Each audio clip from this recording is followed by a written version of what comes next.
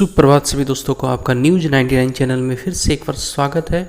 और आज का जो हम लोग बात करेंगे, प्रभात खबर के हवाले से खबर आ रहा है कि दूसरे राज्यों के अभ्यर्थियों को काउंसलिंग से वंचित किया जा रहा है। तो क्या है मामला, हम लोग देखते हैं। यहाँ पे 19 पंचायत नियोजन इकाइयों की चयन प्रक्रिया रद्द करने की अनुशंसा भी की गई है और आज शिक्षा विभाग के द्वारा एक सख्त आदेश जारी किया जाएगा रिगार्डिंग काउंसलिंग का, 6 फेज काउंसलिंग के रिगार्डिंग। तो हम लोग देखते हैं डिटेल में क्या न्यूज़ दिया हुआ है। तो छठे चरण की नियोजन प्रक्रिया को पारदर्शी बनाने की दिशा में शिक्षा विभाग सख्त मुद्रा में है।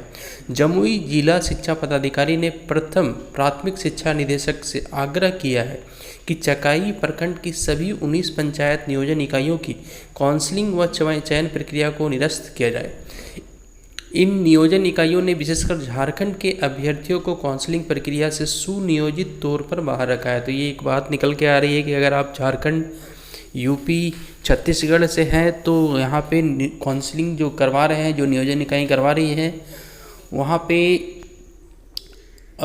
हालांकि ये गलत किया गया है। अगर कहीं से भी वो पढ़ाई किए हैं, अगर डोमिसाइल अगर बिहार का होता है तो उनको वहाँ पे वो करना चाहिए, लेकिन इन्होंने उसको बाहर किया है। क्या है मामला, देखते हैं हम लोग। साथ ही समूची नियोजन प्रक्रिया को खारिज करते हुए नए सिरे से कराने का आग्रह किया है। प्राथमिक शिक्षा निदेशक को लिखे पत्र में जिला शिक्षा पदाधिकारी ने कहा कि अभ्यर्थी विपिन कुमार ने जिला पदाधिकारी के जरिए भेजे गए शिकायती पत्र में बताया कि दुलमपुर नियोजन इकाई में राज्य के बाहर के निवासी अभ्यर्थियों को काउंसलिंग प्रक्रिया में भाग लेने नहीं दिया गया है। चकाई प्रखंड की सरोन नियोजन इकाई में अभ्यर्थी नीरज कुमार की काउंसलिंग इसी आधार पर रद्द कर दी गई कि वह झारखंड का निवासी है। तो बता दें, अगर आपका रेसिडेंशियल बिहार का है लेकिन अगर सर्टिफिकेट वगैरह झारखंड का है तब तो दिक्कत नहीं होने वाला है। लेकिन झारखंड की अगर स्थायित्व के लिए बात करें तो पहले ही ये शायद पॉलिसी या निकाल दिया गया था। आप देखेंगे वहाँ पे जो एडवर्टाइजमेंट निकाला गया था तो उसमें बोल दिया गया था बिहार राज्य के निवासी हैं। तो अगर किसी तरह का अगर आपका पढ़ाई वगैरह अगर झारखंड से या किसी अन्य स्टेट से हुआ है तब तो दिक्कत नहीं होना चाहिए। ये नियोजन इकाई की बदमाशी है ना, लापरवाही है, और ये इस तरह का कर रहे हैं तो इस पर सख्त कार्रवाई किया जाएगा, है ना। ऐसा शिक्षा विभाग की ओर से खबर आ रही है। प्राप्त शिकायत पत्रों की जांच की गई जो सही पाई गई, मतलब कि उस अभ्यर्थी नीरज कुमार की काउंसलिंग जो है रद्द किया गया इसी आधार पर क्योंकि वो झारखंड राज्य का निवासी था। तो इस तरह से ये खबर निकल के आ रहा है। जमुई जिले के चकाई प्रखंड में 12 जुलाई को हुई थी काउंसलिंग। तो जमुई जिला शिक्षा पदाधिकारी ने अपने पत्र में साफ किया है कि काउंसलिंग प्रक्रिया की मॉनिटरिंग के लिए नियुक्ति पर प्रखंड शिक्षा पदाधिकारी अशोक कुमार चौधरी ने अपने दायित्व का निर्वाह ठीक से नहीं किया है। लिहाजा चकाई प्रखंड के सभी पंचायत शिक्षक नियोजन इकाइयाँ मसलन कल्याणपुर, मधोपुर, पोझा, रामचंद्रडी, दुलमपुर, चकाई, भरमोरिया, नोवाडी, नामाडी, सिलफरी, घुटावे, परौंची, सरोन, पेटार पहाड़ी, बामदा, कियाजोरी, चोपला, चंद्रमंडी, गजही, राम सिंह ने की काउंसलिंग एवं चयन प्रक्रिया को निरस्त करने की अनुशंसा की है। तो चकाई ये मतलब है, ये जितने भी यहाँ पे काउंसलिंग दिखाया जा रहा है जमुई जिला का सब सारा का सारा यहाँ पे काउंसलिंग रद्द होना है। उल्लेखनीय है कि चकाई प्रखंड में 12 जुलाई को काउंसलिंग आयोजित की गई थी और इस प्रखंड की लगभग जितने आपके जो भी नियोजन इकाइयाँ हैं सारी की सारी उसको रद्द कर दिया गया है। टेट अंक पत्र गलत, है ना, ये क्या है मामला, देखते हैं हम लोग।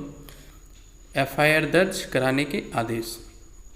तो अगर आपका टेट का अगर फर्जी प्रमाण पत्र है तो आप पे FIR भी हो सकता है, ये चीज़ भी आपको याद रखना है। रोहतास जिले के जिला कार्यक्रम पदाधिकारी राघवेंद्र प्रताप सिंह कोचस प्रखंड की कुछिला और कपसिया ग्राम पंचायत नियोजन इकाई को आधिकारिक पत्र के जरिए बता दिया गया है कि काउंसलिंग के बाद दस्तावेजों की जांच के क्रम में दोनों जगहों पर अभी एक अभ्यर्थी के टेट अंक पत्र गलत हैं।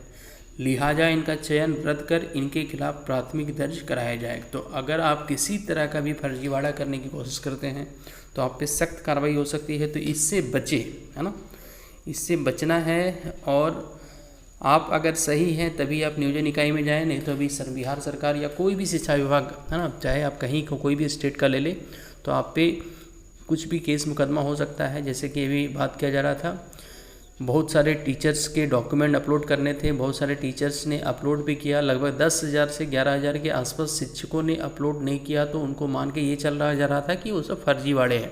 और उन पे उन्होंने जो भी 2006 से 2015 तक के नियोजन में मतलब जो भी वहाँ पे बहाली हुई थी उसमें अगर हैं तो उस समय से लेकर अभी तक जितनी भी उन्होंने सैलरी उठाया है सारा पैसा वगैरह भी देना है और साथ में उन पर कार्रवाई भी की जाएगी। तो अगर आप फर्जीवाड़े की सोच रहे हैं तो बिल्कुल मत जाएं। आप अगर सही हैं तभी नियोजन इकाई में काउंसलिंग करवाने के लिए जाएं, अदरवाइज़ आप पे कानूनी कार्रवाई की जा सकती है। तो आज के लिए बस इतना ही। और जो भी व्यूअर्स मेरे इस चैनल पे नए हैं सबसे पहले क्या करेंगे, इस चैनल को सब्सक्राइब जरूर कर देंगे, क्योंकि यह चैनल आपको एस्टेट से रिलेटेड 6 पेज 7 पेज रिलेटेड है ना, कोई भी शिक्षा जगत से न्यूज होता है तो आपको देने का काम करता है। तो आज की वीडियो के लिए बस इतना ही, फिर हम लोग बात करते हैं। Thank you, thanks for watching, have a nice day.